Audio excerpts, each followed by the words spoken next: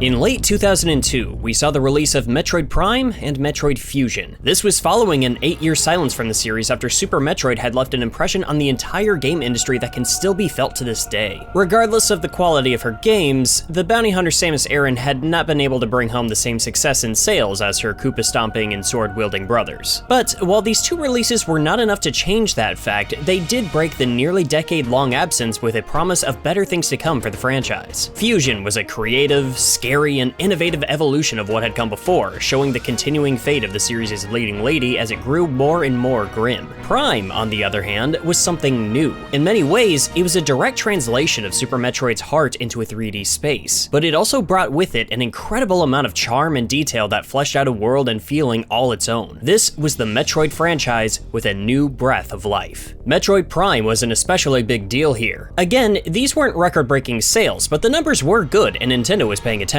People got into the series from here. Tons of new players were all coming to check out what Metroid was all about, and just 2 years later, we not only got a sequel to the first-person Prime series, but also a reimagined look at Samus Aran's original adventure. Welcome back to Metroid Month, everyone. A month after Metroid Month is usually held, but hey, it's still here. Things are a little different this time around. I'm not able to tackle as many games month-long as I usually do, but I figured I could at least make one big video celebrating the games in this franchise that were given a second shot. We'll be reviewing Metroid Zero Mission, at least briefly touching on Metroid Prime Remastered, and Metroid Samus Returns. And, once again, you might hear from some familiar voices talking about what this series and these games mean to them if you stick around.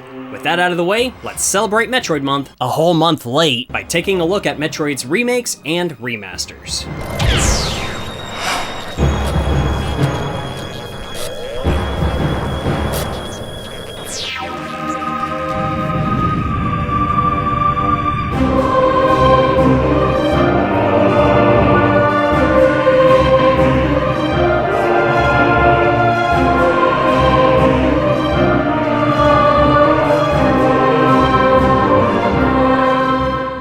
But first, you know, it seems like Samus is constantly going on missions to different planets, taking out intergalactic threats, and you gotta wonder where she gets all that energy.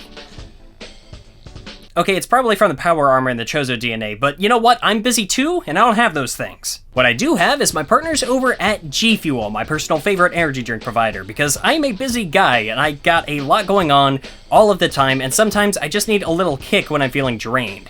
But I want an energy drink that not only tastes good, doesn't have any sugar, but does have the right level of vitamins and caffeine to give me that boost without giving me the crashes or jitters. G Fuel has me covered with a ton of great flavors, including ones inspired by games I love, from Tetris to Pac-Man, Crash Bandicoot, and this weird blue Aeronationy that keeps chasing me in my nightmares. But they've got more than just the canned drinks. You can also pick up their powdered formula and a high-quality shaker to take with you on the go. Just add it to some water, give it a good shake, and you're all set. I highly recommend trying out the new strawberry shortcake flavor inspired by Amy Rose from the Sonic the Hedgehog series. It tastes absolutely fantastic, and it's even better if you mix it with milk instead of water. Trust me, you're gonna want to give it a shot. If you want to try it out for yourself or any of the other great flavors on their website, be sure to use my link in the description as well as my code Wayneisboss to get 20% off your online order. You save money, you get great energy drinks, and you help support the channel. Thank you so much to G Fuel for partnering with this channel, and now, back to the video.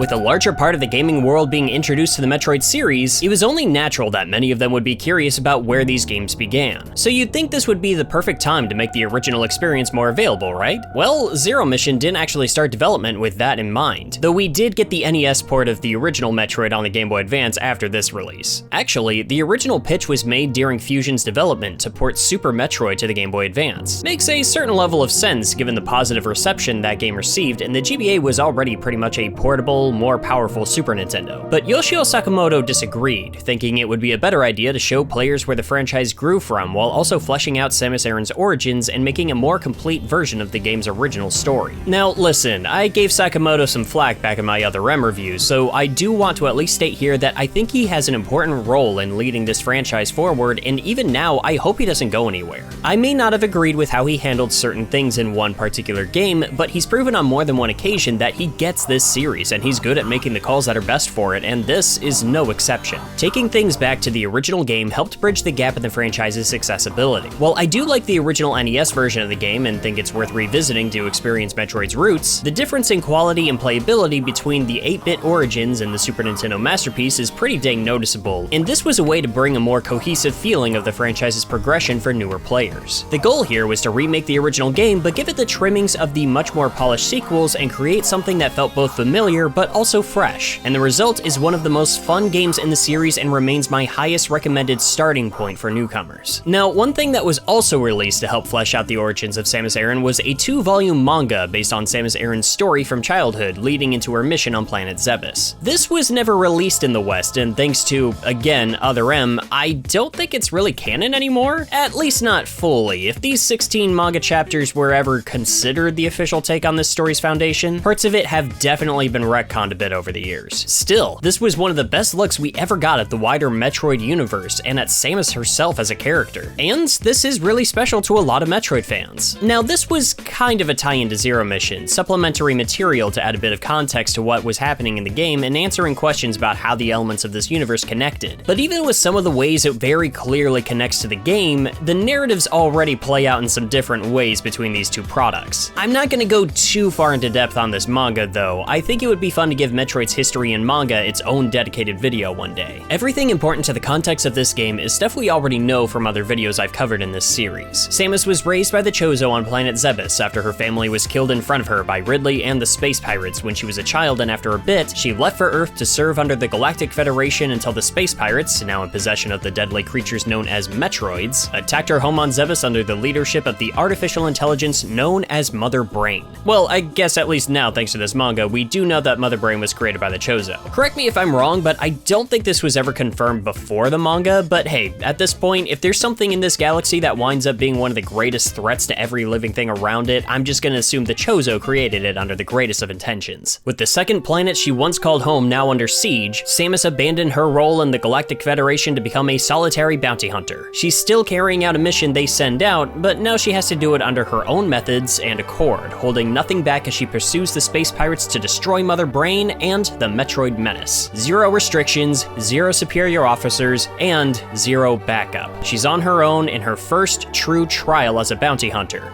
Her Zero Mission. And right from the get-go, yeah, this is Metroid. The layout, the environments, the item placement. Anyone who's played the original will already know to go straight for the Morph Ball and use it to move forward, but we already start to see some deviations from that original title. Now we have these Chozo statues Samus can interact with that will show her next objective. Again, it's like Fusion, where it will show you where you need to go, but not exactly how to get there, so there's nothing stopping you from taking a detour or two along the way. For the most part though, it's progression as you remember it. Collecting familiar upgrades that will continuously make Samus stronger throughout the course of the game, but now a couple of new tools are added to her arsenal. Now she can obtain the Power Grip, adding a canonical reason as to why she can grab and pull onto ledges like she could in Fusion. I'm really glad future games just started letting her do that without a weird power-up. The Speed Booster, working as it did before, but now it can even be applied to the Morph Ball if you have the Spring Ball, which is another addition brought into her first mission on Zebes. Super Missiles, which unfortunately have to be toggled instead of adding a stacking effect like the Ice Missiles from Fusion, which makes them a powerful alternative weapon, but not as fluid as what came before, and several unknown items that don't serve an immediate use when picked up, but do hold the promise of upgrades to come later. These tools will be familiar to a lot of Metroid veterans, but I do think that they actually serve as a really useful tool for newcomers as well. It gives new players a better sense of what it's actually like for Samus to go into these environments and keep collecting a lot of upgrades that help increase her mobility as the game goes on. But they also show off just how useful a lot of these items can actually be, potentially making them easier to grasp for players that are moving on to later games after this. Let's get scratching.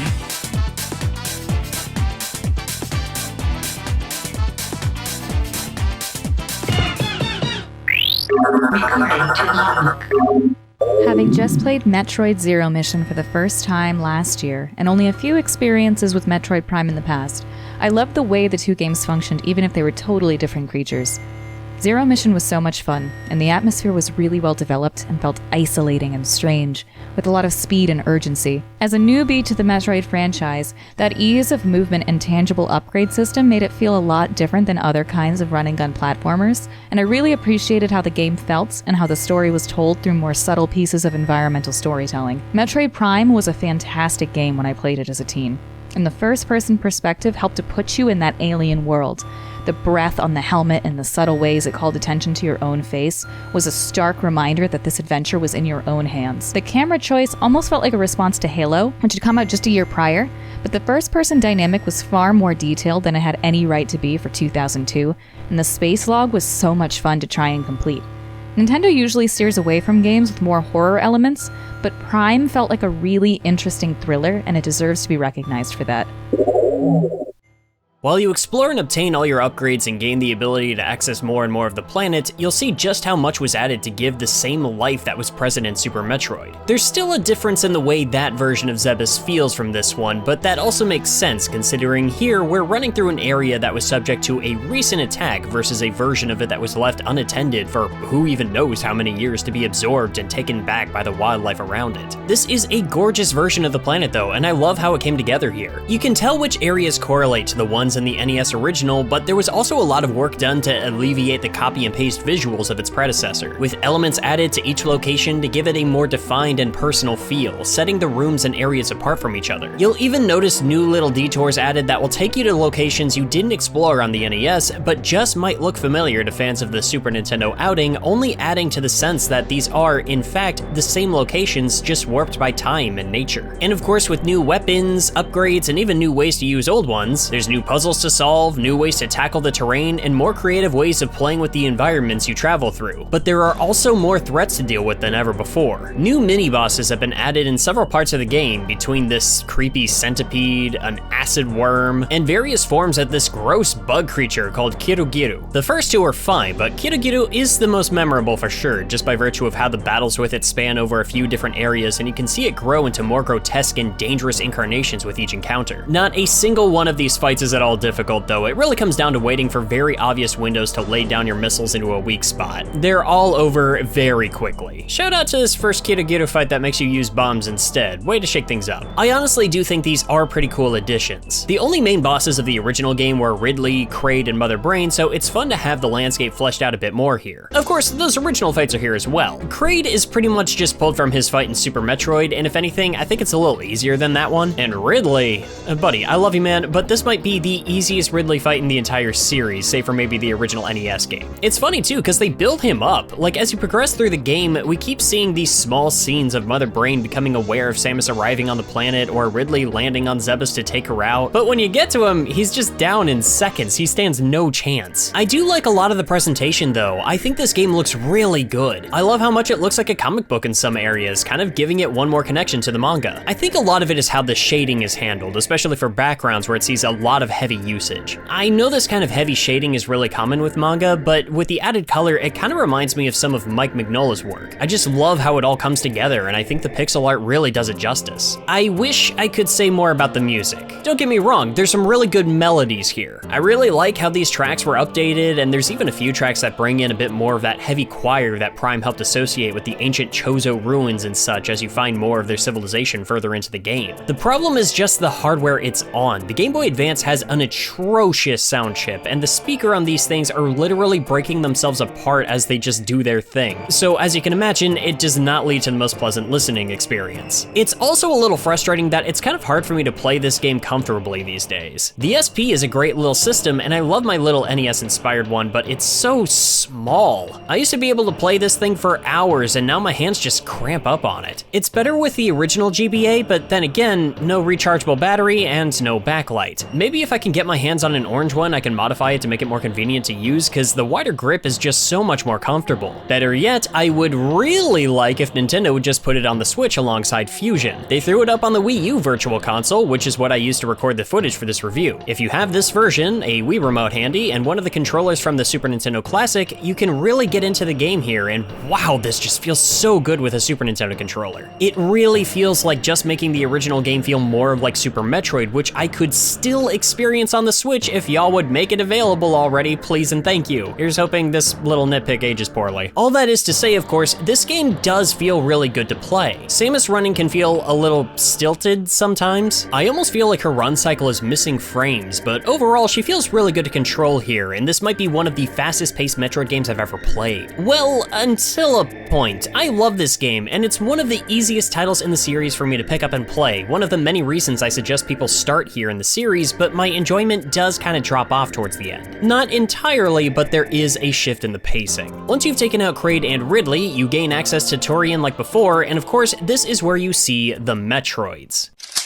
They're intimidating here for sure, especially for new players who might not know how to take them on. But thankfully, the layout of this game makes sense. An arm cannon beam stacks, so you don't have to do any weird upgrade swapping to make sure you can freeze these things and take them out. The Mother Brain fight is pretty much like it was before, but now she can kind of defend herself a little bit. There's a lot going on here that isn't really so much dangerous as much as it is annoying or inconvenient, so she actually can be a little overwhelming until you figure out how to essentially cheese this fight. Once she's out of commission, you can sprint to escape, and I love that this actually takes you through the opening area of Super Metroid as you go back to your ship. The attention to detail here is really good. But this is where stuff changes a bit because the game actually does not end here. Instead, we're met with a new section where Samus is escaping on her ship, but she's almost immediately shot down and is now stranded near a space pirate ship on the surface of the planet, and her power suit has been knocked out of commission, leaving her with nothing but her Zero suit, which I believe made its debut here. This is where the game's style takes a bit of a shift because Samus can't fight back like this. She has a little stun pistol that can briefly incapacitate space pirates, but it doesn't take long for them to hop back into action and chase after her. And she is really frail without her power armor, like she can't take more than a few hits before she's dead. Could never happen to Buff Samus. Buff Samus would turn those bugs inside out. Make Samus Aran buff again! This section is fine. It's interesting. It shakes things up, I guess, and once you've gone through it once or twice, you can pick up on the best places to hide or how to avoid being detected so you can move through everything quickly, but I don't know. It's one of those things where I can adjust to it, but I don't really enjoy this section of the game on its own at all. Kinda cool that they added physics to her ponytail so it flops around when she moves though. That's pretty neat, right? It's just weird to me that this isn't even the first time a piece of Metroid media tacked on an unmasked Samus fighting space pirates directly after the main events of the game, and they were somehow cooler to me in the weird, obscure Japanese game book because at least there she had a sword. I actually talked about that game book on Digino Gaming a couple of years ago, so, you know, go check out that video and leave a comment saying you're proud of me.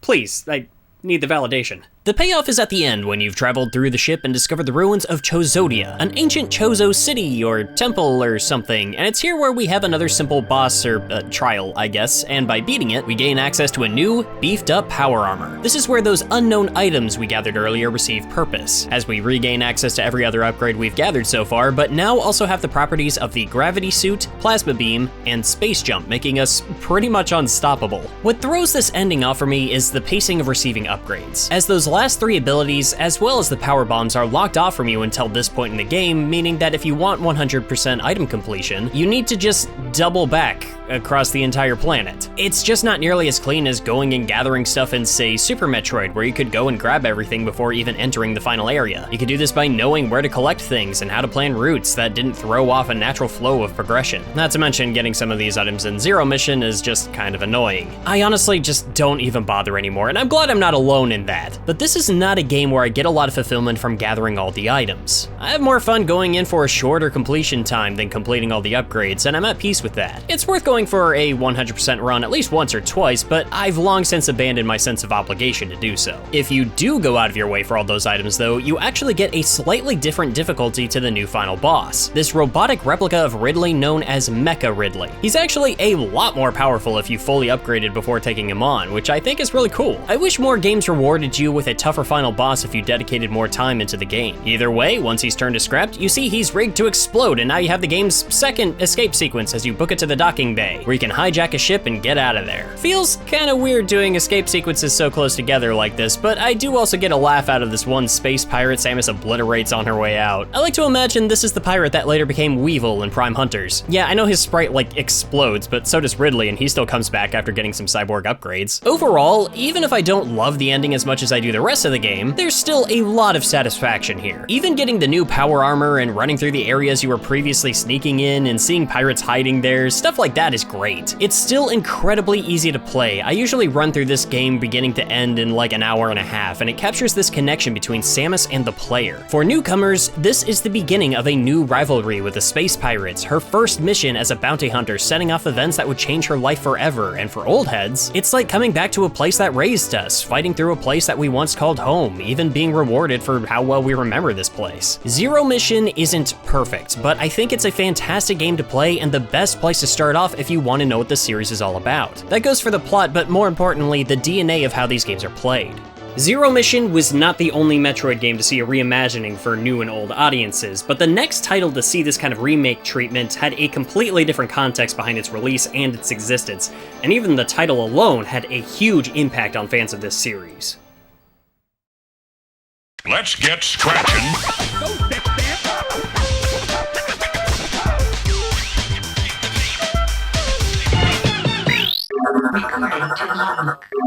Next to Lara Croft, Metroid is my favorite lady. Okay man, I don't know why you've asked me to be in this video. I'm not really known as a Metroid guy, but you're my friend, so I'll help you out this one time. Only once though. You owe me now. I suppose though I do have a bit of a different perspective when it comes to Metroid compared to, I'm sure, most of the other people you've got in this video. My personal perspective is that everything I know about Metroid as a series is from revisiting the older games that have already come out, like a kind of hindsight, in the same way that I first experienced Super Mario 64. I've got no nostalgia for anything Metroid whatsoever. I just heard, hey, Super Metroid's apparently a masterpiece, let's give it a try. I have problems with Super Metroid, but if I look at it as its own little bubble, in its own little time capsule of like the time it came out and everything that it did to lay groundworks for future Castlevania and Metroidvania indie games that came afterwards, then yeah, I can definitely see the appeal, and it still holds up. It's just a little bit janky in some places. The only Metroid games I've played from new are Samus Returns on the 3DS and Metroid Dread on the Switch, so I am not what you would call obsessed. I'm one of those people that thinks that every subsequent Metroid game, in the 2D style at least, gets slightly better every time they realize how to make it a little bit smoother or slicker, or cut things down or expand things in the right ways and improve the controls and everything, which is why I really got on with Fusion and Zero Mission on the GBA. But the thing is, you're asking somebody who hasn't even played the Prime games, so I mean, you're ruining your own video by doing this, and that's totally on your shoulders. It's not my video, I don't care. Bye-bye. Well, for about 8 years, it seemed like the Metroid series was enjoying a renaissance, popularity like it had never known before. 3 main Prime games, Fusion, Zero Mission, even a couple of spin-offs. This might be the most we've ever seen from this franchise all at once. As I've talked about before though, that came to an end after the highly anticipated Metroid Other M released. That game does have redeeming qualities, but it also did a lot of stuff wrong, and after that it was just silence. And that silence lasted for 5 years, until we finally got an announcement for a new Metroid title, and it was Federation Force, a 3DS multiplayer co-op spin-off where you played as a team of Galactic Federation soldiers, and this was not at all what Metroid fans were asking for, and it caused a bit of an uproar. I personally liked it just fine, and next year when I'm covering spin-off titles, I'll talk a little bit more about it, but regardless of how well this idea was executed, this was not the time, not when fans of the series already felt scorned by the last game and the lack of anything in the series for the half-decade after. A year after Federation Force was released though, in 2017, we finally got a glimpse, an announcement for Metroid Prime 4. And we still haven't heard a single thing about it in 6 years outside of how the project was essentially started from scratch halfway through. Don't worry, we'll see that game one day. They promised.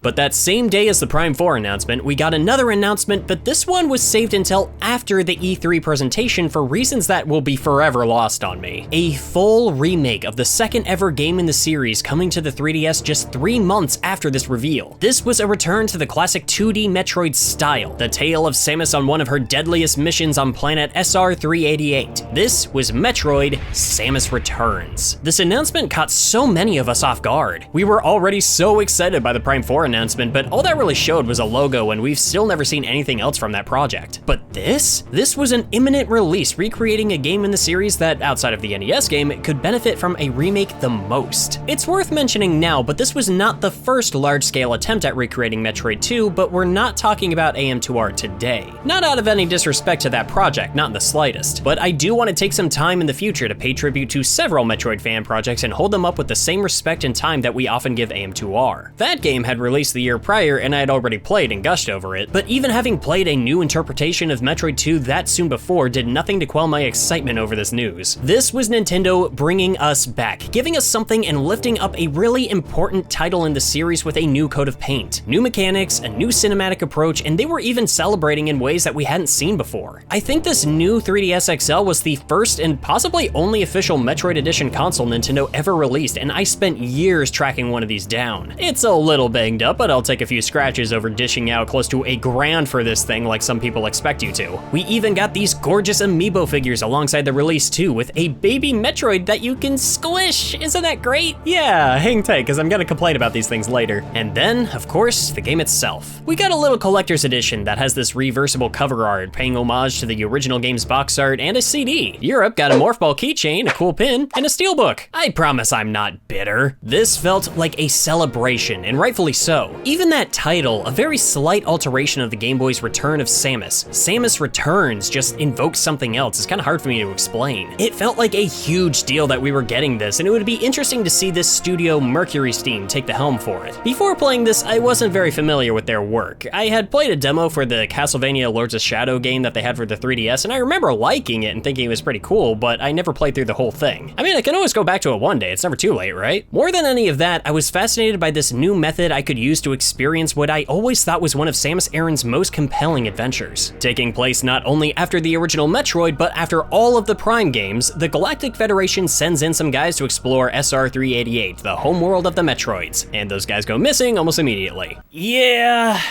I think it's time to go kill some space jellyfish.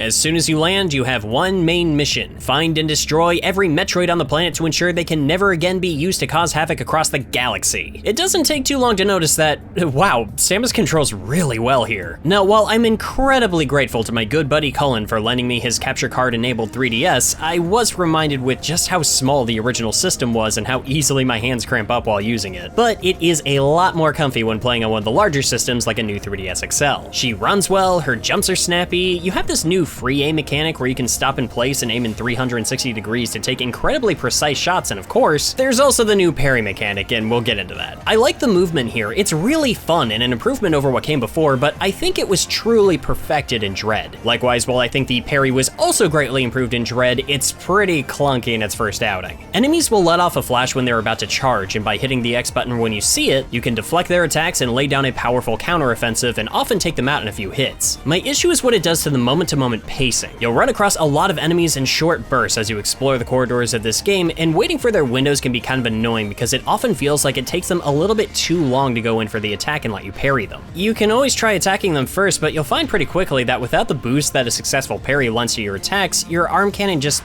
doesn't do a lot to enemies. At least, not in the early game. It can make you stop and wait a lot while you're running through these areas because if you try to tackle them without a parry, it'll take too long, and if you try to ignore them, they'll tear into you and deal a lot of damage a lot faster than you might expect. A lot of the rest of this will look familiar though. Like Zero Mission with the NES game, Samus Returns takes the room layouts of Metroid 2 and adds more depth to them. You'll encounter familiar upgrades including stuff like the Spring Ball, Spire Ball, Beam upgrades, Armor Bust with new effects, the Screw Attack, and Space Jump, as well as some new stuff like the Super Missiles and the Grapple Beam, which has continued its trend of becoming more useful to not just swing from the ceiling, but also across gaps and destroy obstacles. The game also introduces Aeon abilities, which unlock near the beginning of most major areas. The Scan Pulse allows you to highlight a bit of the map around you, letting you see areas you haven't explored yet, but also highlight destructible blocks in the environment. I think this is legitimately helpful in tougher scenarios, but I think giving it to the player so close to the beginning rubs some longtime fans the wrong way. Trust me, I get that, but I actually do think it's harmless. You have an Aeon meter, and when it depletes, you can no longer use abilities, and this ability itself does have a cooldown. Not to mention, the game relies on the use of other Aeon abilities that you'll obtain later, so it does add some resource management to this ability. So I think it's reasonably well balanced, and essentially makes this like the X-ray scope from Super Metroid, but, you know, practical. You also get the lightning armor, which I gained a little more appreciation for on this most recent playthrough. It gives you a limited amount of invulnerability, so if you encounter a swarm of enemies and need to run through them, or just need extra protection during a fight, you can activate this, but your Aeon meter depletes very quickly when you get hit with this armor on, so it's best to use it strategically. The beam burst turns your arm cannon into a much more powerful weapon, covering a decent range, but also firing incredibly quickly. There are some obstacles and enemies that you'll need this to get past, either to overheat and destroy them, or just deal a lot of damage a lot of quickly. And finally, the phase drift. It slows down time for a little bit when you need to get past some obstacles and puzzles, and I really didn't use this much. I think these are legitimately cool additions, but once again, I prefer how this concept was sharpened for Dread. This game did keep me switching through abilities fairly often though, and it felt like the further I got into the game, the more they threw at me that I needed to adapt to, and it led to a lot of situations feeling like they required some critical thinking to overcome. Even when you know how to get past something, keeping the player on their toes is just a good way of keeping them engaged, and hey, it adds just one more upgrade to collect out there to raise your maximum Aeon gauge level. The only weird thing is the beam burst sounds weirdly compressed when I use it in comparison to other sounds. Is that just me? All of this stuff together, adding with how fun Samus is to control, makes the game just so much fun to play. Moving around these environments can be a blast, and it only gets better as you get further in, unlocking more of your arsenal and breaking down barriers blocking your way. The beam upgrades alone start to make encountering enemies far easier to handle, even without the parry, when stuff like the screw attack can just rip through them without you even needing to slow down. Even the morph ball is more fun to use when you stack the spider and jump properties to this ability, and the game adds some good puzzles that will task you to use your arsenal in fun ways that just feel, if not terribly complicated, at least satisfying to pull off. They have a couple of surprises to throw at you too, but not quite as many extra bosses as we saw in Zero Mission. Of course, Arachnus had to be here to give us the spring ball, but we also encounter this huge Chozo mining machine called the Diggernaut. When we wake this thing up to get it out of our way, it seems docile enough, or at least uninterested, but after a bit, we keep running into it, and it even starts digging into rooms where we should be getting upgrades and taking off with the goods. After Samus and the big mineral miner keep running into each other, their work relationship kind of falls apart, and we get this really fun chase sequence as it tries to wipe her out, and I like this part a lot. It tests your reflexes and ability to maneuver efficiently. I also notice here that it's got its own boss music, and it's good? Like, it's memorable and it has some intensity, but it also just kind of sounds like a remix version of Ridley's theme. That's not really a bad thing, mind you. I mean, what we know as Ridley's theme now just sort of started as a general boss battle track back in Super Metroid, and it sort of stuck with the big purple guy. I just feel like I've never heard anybody bring up the comparison, and I felt like I was going a little crazy. Eventually, things come to a head when Samus encounters the Diggernaut with no means of escape, taking him head on in a boss fight that I really like. It takes full advantage of your moves up to that point, and because it takes place later on in the game, you've got a lot to work with, and I like how many of its moves feel like little puzzles. Like when it uses this vacuum and you have to use the spider ball to lay down bombs for it to suck up without getting pulled in yourself. Or this part here where you actually have to pay attention to the circuitry layout so you can damage it. It's a really engaging fight, and it was a sign of things to come as far as Mercury Steam knowing how to throw enemies at Samus that really put her abilities to the test. And when you finally take them out,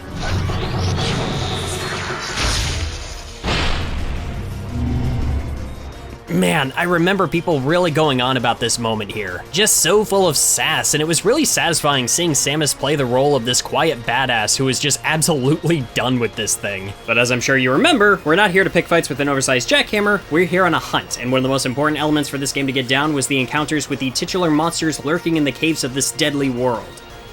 The Metroids.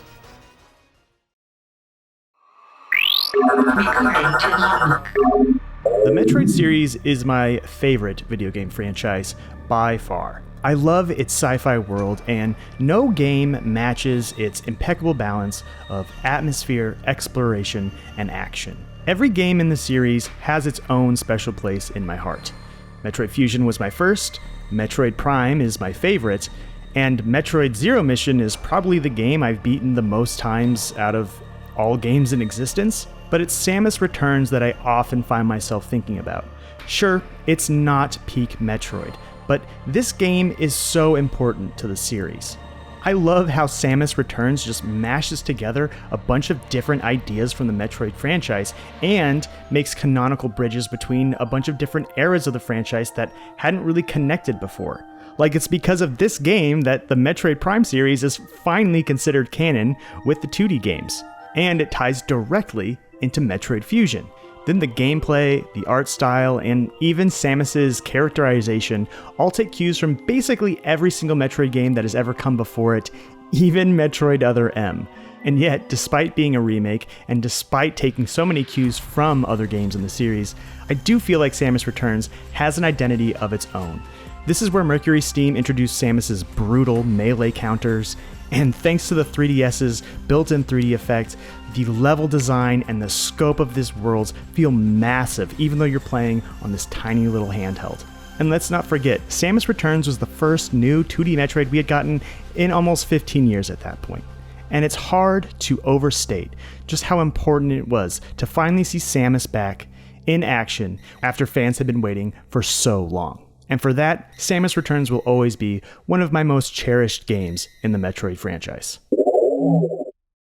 When you arrive on their homeworld, there are initially 40 Metroids to hunt down and destroy. Not too far in, you can see a Metroid larva near the planet's surface feeding on a small creature before swiftly retreating, and when you catch up to it, you see these aliens are gaining enough energy to start going through metamorphosis, changing into stronger forms. Still, Alpha Metroids are pretty squishy. You just aim for the big jelly blob, hit it with your missiles or your beam, freeze it if you gain access to the ice beam, and avoid their newly formed bioelectric attacks. They really don't put up too much of a challenge, and as you kill Metroids, you gather fragments of their DNA that you can bring to these Chozo machines that will drain the acid from the lower levels of the planet, granting you access to the other domains that your prey is hiding in. The other Metroid form you'll see pretty frequently is the Gamma Metroids. These guys aren't too bad at first. They have a couple more tricks up their sleeves, and using the counter on them is really satisfying as you start seeing more of these cinematic takedown moments, giving you a window to start laying in some heavy damage with missiles or the beam burst. What makes them kind of annoying though is their pesky sense of preservation, because there are a couple of these guys that will start running away in the middle of a fight and you have to go chase them down into another nearby room, and it's just irritating and breaks up the pacing. If you take advantage of certain opportunities, you can take them out faster, but still. I don't think I would have minded this so much for like 1 or 2 encounters, but this happens a lot in Area 3, the main reason I think people dislike that section of the game, and yeah, I agree. I really prefer the couple of occasions here where you have a battle arena to face off with these things, but you have to go find them first, tucked away and hiding in one of these little rooms before they scurry off into a more open area where you can fight them. I think that's fun, and it adds a bit more character to them without padding the fights out. Get further in though, and you start seeing these guys, the Zeta Metroids. I love the design of these, probably my favorite Metroid form outside of the larva, because the H.R. Geiger inspiration is on full display here, and there's even these places where they're hiding in the environment of the rooms before jumping out to attack you, camouflaging with the creepy alien terrain that, again, is a very Xenomorph move. And then there's the big boys, the Omega Metroids. These are straight up predators, no longer hiding, no longer on the defensive. These guys will just charge in and try to rip Samus to shreds. They are big, they are mean, they are quick when they want to be, and much like Zeta Metroids, they feel like small boss battles with different phases and attack patterns, and they're a ton of fun to take on. I'm not sure how other people feel about this, but I think outside of that annoying bit with the Gamma Metroids, the team absolutely nailed it with the Metroid encounters in this game. You can really feel how they just get progressively more dangerous as the game goes on, but I never lost the sense that these all stem from the same base creature. I feel like we got to see a natural evolution process here, and I love how these tie into the visual storytelling. On a whole, the presentation is amazing, especially for the 3DS. This is a game where I really enjoy using the 3D function because the sense of depth is really well utilized and the environments can feel really lively at times, mixed with a soundtrack that actually uses the very basic melodies of the original Game Boy game and manages to make some decent arrangements out of them. I think this might have a stronger overall OST than Dread. This did mark when the game started using arrangements of the lower Brinstar theme a lot, but like,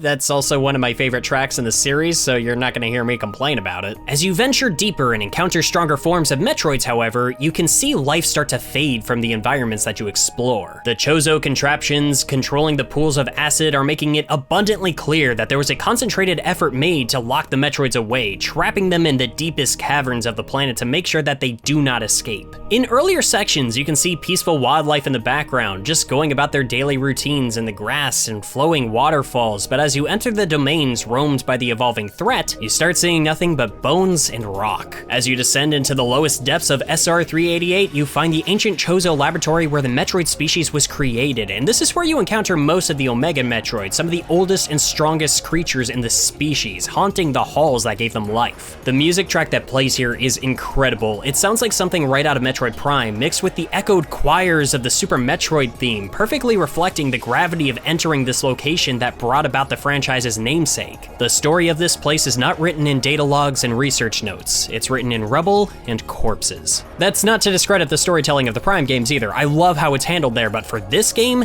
this was the perfect way to handle it. I absolutely love this game's presentation. It only adds to the horror as you see the final caves warped and corrupted, transformed into this gross and volatile landscape, perfect for the Metroids as you close in on the final creature when suddenly...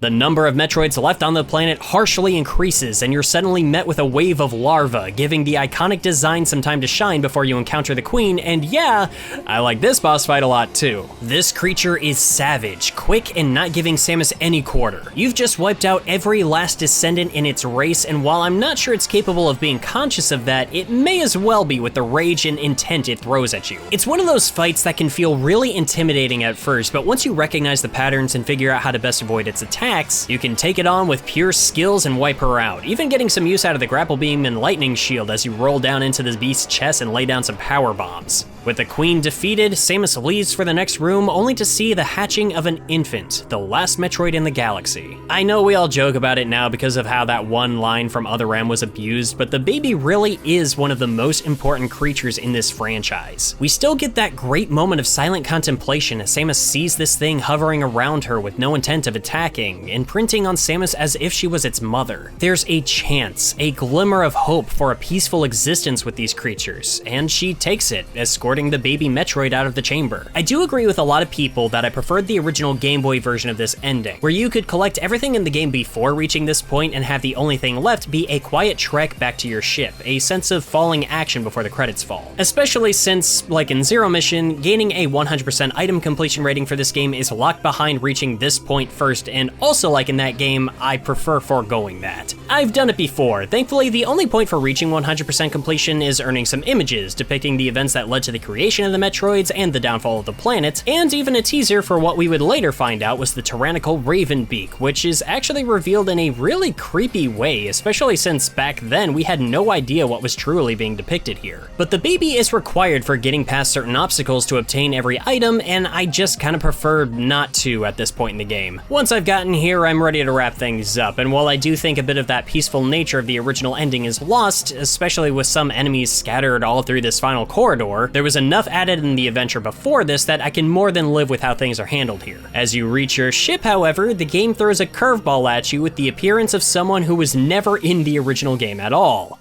Ridley. More accurately, this is Proteus Ridley, essentially the version of him who started to discard the cybernetic enhancements that he had as Meta Ridley now that his body is recovered from his original battle with Samus on Zebes. I hear a lot of people say they think this ending makes Samus look like an idiot because she delivers the baby to Sarah Station at the beginning of Super Metroid right after this, but I actually disagree. He still has some of his cybernetic parts here versus having none in Super, and we've seen how long it's taken him to recover from his previous battles, so I gotta assume that more time has passed between this encounter and the delivery that people are acknowledging. Moreover, this is just amazing. Like my friend Brendam mentioned before, this helps bridge the gap between the Prime series and the main continuity, throwing out the idea that they were ever in separate canons, because believe it or not, that was kind of up in the air for a while there. Even better is that we have the item collection sounds from the Prime series, and even stuff like this star chart here that looks like it was pulled right out of the Prime games. But this is also just a fantastic fight in its own right, possibly the best Ridley fight in the series. He's so unreasonably vicious here, showing the hatred he's grown for Samus and taking it out on her in this fight every chance he gets, and this moment right here,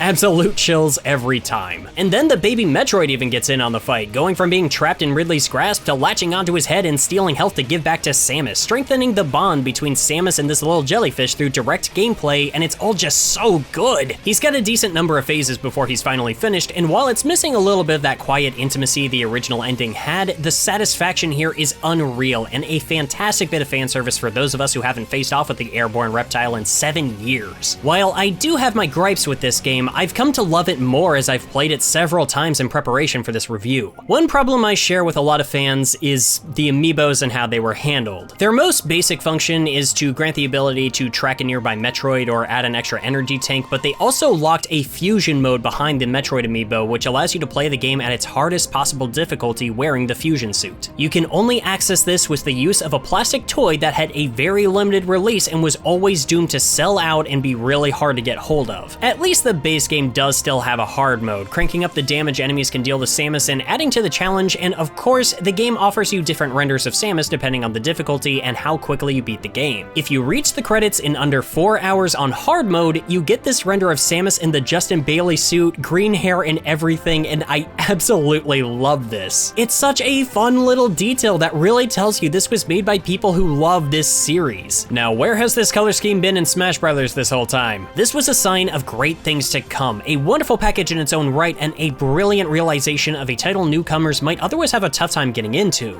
I would not recommend this as somebody's first Metroid, maybe not even their second, because this one is more difficult than your average game in the series, and I think it was a good idea to have at least Zero Mission and Prime under your belt first. But it's a worthy return for Samus, and it opened up the door to what is still a contender for my favorite game in the series. Samus Returns means a lot to me, and hopefully if you play it for yourself, it'll mean a lot to you too. Once again, it feels like the Metroid franchise is in a much better place than it was before, but we really don't know what to expect now.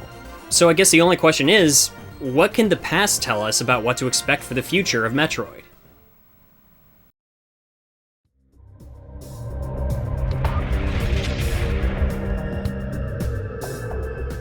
When Metroid Prime Remastered was announced earlier this year, I was ecstatic. Of course, I've already reviewed the original Prime and even this remaster back when it launched, but there's still a lot to consider after its release. This was an incredibly faithful remaster to one of the most important games in the series, a title that has gone on to inspire so much, not only from its own franchise, but countless games looking for ways to build an organic world to explore. Very little here was outright changed. It's a new engine, but the game's original source code was carried over and almost untouched, with visuals to preserve the original intent and capture the beautiful landscapes and immersive world, even if some door shaders and mirrors aren't quite what players remembered. I'm still a little disappointed we never did get the fusion suit in this game, but it's not really a deal breaker or anything. What we have here is an incredible and quintessential experience from the Metroid series, preserved not only to let players of the original revisit in a glorious new way, but also help usher in new players that might have never gotten a chance to experience it. It's been said before that the Prime sequels might not get the same treatment and are more likely to see straight ports to the Switch, kind of like Pikmin 1 and 2. I do think that would kind of be a shame. I believe Prime 2 and 3 are deserving of remasters and could benefit from them in a lot of ways. But I would also rather have them as straight ports, with the only changes being a higher resolution and the stellar new controls from Prime Remastered than them not getting preserved at all. At the very least, I'm glad this is here. Metroid Prime is one of those games I think everyone should play at least once. I think it's telling that so little was updated or changed because frankly, this was not a game that needed much alteration. So what could we expect in the future? A Super Metroid remake maybe? People would probably tear it to shreds for any differences it had, but I'd honestly be happy to see someone take a crack at it, especially with how easy Nintendo makes it to play the original. But it's still not my first choice. I think it's definitely time for Metroid to stop reminiscing and keep moving forward. We need Prime 4. We need Metroid 6 to see this franchise continue to develop and try new things, but at least we know Samus has always been good at remembering where she came from.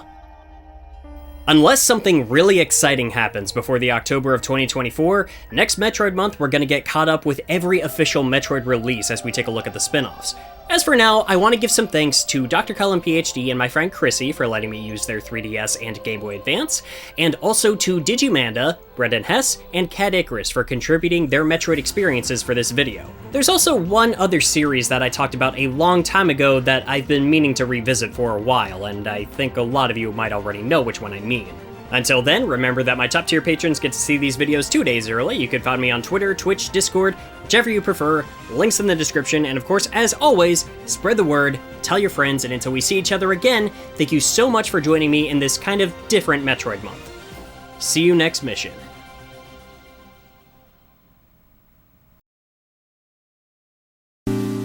Hey there everyone, thank you so much for watching. I really wanted this to be in October, it just did not work out, but I did at least want to get it made this year. I was not gonna go another year without talking about Metroid, not this time. So again, I really do appreciate you watching. I know the upload stuff has been a little scattershot, and I'm working on trying to get everything to a more cohesive place, but it is gonna take some time, and I do still have to maintain a certain level of output. So I hope you understand that things are a little different right now for a good reason. With all of that said, I do get to do all of this because of viewers like you and my Patreon supporters. I want to give a very special shout out to my current top tier patrons. This month they are Brendan Hesse, Brissa Salazar, Earl Valco, Jazzy Jefferson, Jeremiah Harrison, Lederick, McKenzel, Mitch Pym, Nickel Plated, Patricia Marcoux, Seraph13, Cinderin7, Snapkick, Super Hyper Mecha SP Mark II, and of course, Cirrus the Skeptic.